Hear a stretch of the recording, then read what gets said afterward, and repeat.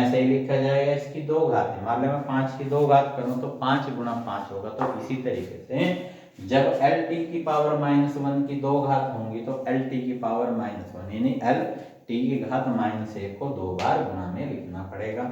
और गुणा करते समय जो राशियां आई हैं उनकी घात आपस में संयोजित हो जाती है, अर्थात उनकी आधार को एक बार लेकर उनकी घात का योग हो जाता है। तो एल में गुणा करते हैं तो यहाँ एक घात, यहाँ पे भी एक घात है, तो इस वजह से एल की घात 1 + 1 और टी की घात भी ऐसे ही -1 ये है -1 ये, तो टी जो है बेस यानी जो आधार है उसे एक ही बार लिखेंगे और घात को जोड़ देंगे, -1 में -1 और हमेशा बड़े ही ब्रैकेट में लिखेंगे। गलती से अगर आपने छोटा ब्रैकेट लगा दिया तो वो गलत हो जाएगी, गलत समझा जाएगा आपका।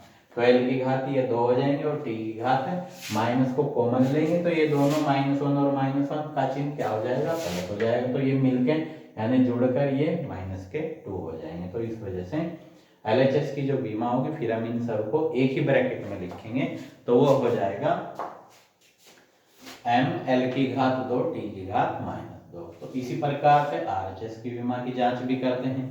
कि वो कितनी आएगी, तो इसमें भी 3 भौतिक राशियां आई हुई हैं, m द्रव्यमान और g गुरुत्वीय त्वरण और जो h है वो ऊंचाई है।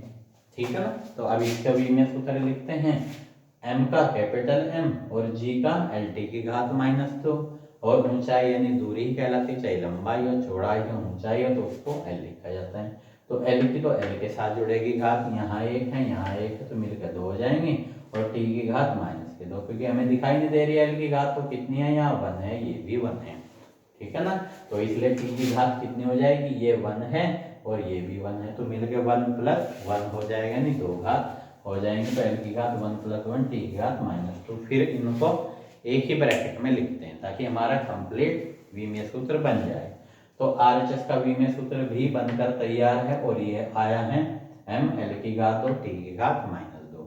अतः इस गणना से बच्चों आप ये जान चुके हैं कि LHS की विमा RHS की विमा के बराबर है।